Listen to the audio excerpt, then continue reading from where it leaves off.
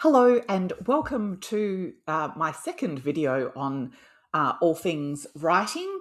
Um, and thank you so much for your comments on the last video. It was really lovely to see people's responses and how kind you were about me sharing my writing journey and the ups and downs of all of that. So yeah, it's just been really lovely. So thank you. I got a question about whether I thought it was more difficult now for writers in the later stages of their career. And I think the answer is a qualified yes. I think there is, but I think it's that across the board. I think the pressure to try and get eyeballs on your work, particularly if you're writing, well, anything but fiction, is really tough.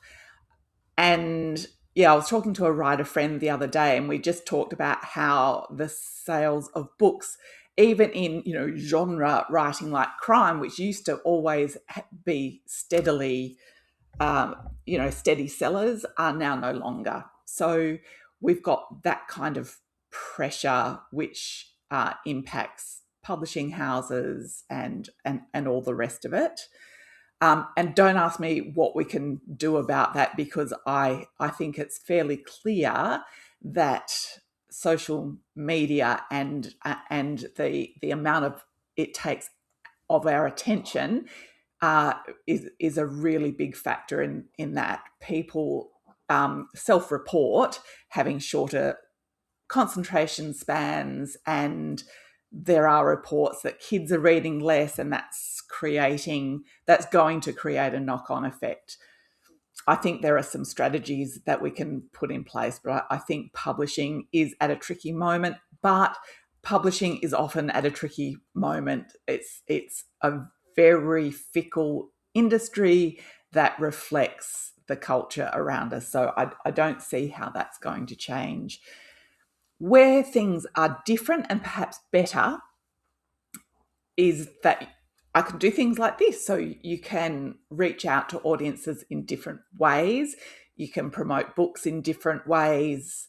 Been a democratization of marketing of books.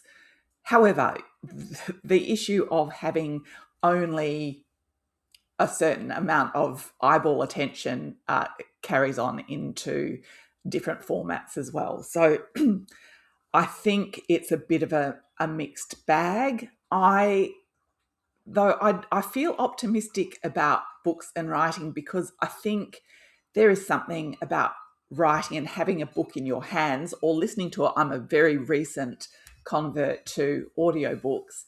I don't know, it's a relationship with a story and with a writer and with a point of view that you don't get in any other format.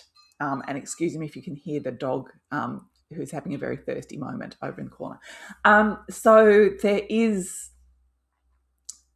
I think there is something that is fundamentally attractive to many human beings about reading books, about engaging with books, and writers. It is something that people care passionately about. I mean, see all the debates about, the Adelaide Writers Festival and all that, without going into the rights and wrongs of all of that.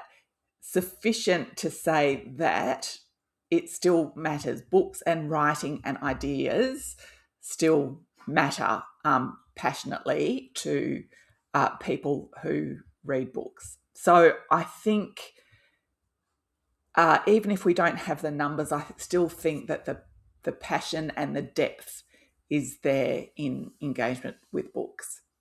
So that tempers my constitutional pessimism about everything, about publishing. I don't know whether it is particularly worse, though, for later stage writers. Coming back to that, because I wasn't a late stage writer 20 years ago, it'd be really interesting to talk to some people who've been around a lot. But look, all the anecdotal evidence is that it's just harder in general. So that's my response to that question. So thank you very much for that. If you have any other questions or anything you would like to know about writing and publishing or anything like that, I'd be happy to answer them. This week, I am beginning teaching arts law in an industry practicum at WAPA. And I'm really looking forward to that. And it did actually make me go back because these students obviously don't know me. And so I kind of went back and looked at all of my experiences in the arts right from the early 90s when I was involved with web with Morgan Yazbinchek and Tracy Ryan and Marcella Polaine and Sarah French and others. So that was the first women's performance and poetry night. So that was I think we started in 93, something like that. And from there, and of course, being in the comedy group Viable Options and touring around, and it just made me reflect kind of happily on the experiences that I've had in the arts generally and how it's been a delight to be part of the art scene in Perth in general. So that was a nice thing to do, and I wasn't expecting to have that reflection, but I'm glad to have had the experiences that I have. So I'm looking forward to sharing it with some arts management students in the coming weeks. So I'll report back and let you know how it went. Okay. Thank you. Goodbye, and send me more questions.